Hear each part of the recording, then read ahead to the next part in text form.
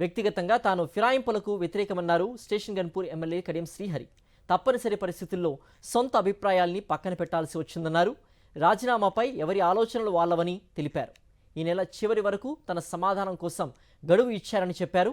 తప్పనిసరిగా తన సమాధానాన్ని స్పీకర్కు తెలియజేస్తానని, పార్టీ మారి ఎలాంటి సెటిల్మెంట్లు, కబ్జాలు, అక్రమాలు చేయలేదని కడియం శ్రీహరి స్పష్టం చేశారు.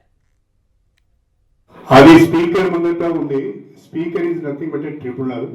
ట్రిబ్యునల్ ముందట ఇష్యూ ఉన్నప్పుడు నేను మాట్లాడడం బాగుండదు. మేము పార్టీ ఫిరాయించామనే సుప్రీంకోర్టుకు వెళ్ళింది. సుప్రీంకోర్టు ఒక తీర్పు ఇచ్చింది. ఆ తీర్పు ప్రస్తుతం స్పీకర్ గారి జ్యుడిక్షియల్లో ఉంది. వారు నిర్ణయం తీసుకోవాలి. వారు మాకు నోటీస్ ఇచ్చారు. ఆ నోటీస్కు నేను రిప్లై ఇస్తాను. రిప్లై ఇచ్చిన తర్వాత స్పీకర్ నిర్ణయం ఏది ఉంటే ఆ నిర్ణయం కట్టుబడి ఉంటుంది. ఏది వేసుకున్నా స్పీకర్ గారి ముందు ఉంది కాబట్టి ఇంతకంటే ఎక్కువ మాట్లాడు ప్రస్తుతం బాగుండదు. పార్టీ అంశం కాదండి, ఫిరాయింపు లేదు. నేను ఏ పార్టీలో ఉన్నదనేది ఇప్పుడు ఆ స్పీకర్ తేల్చాలి కదా.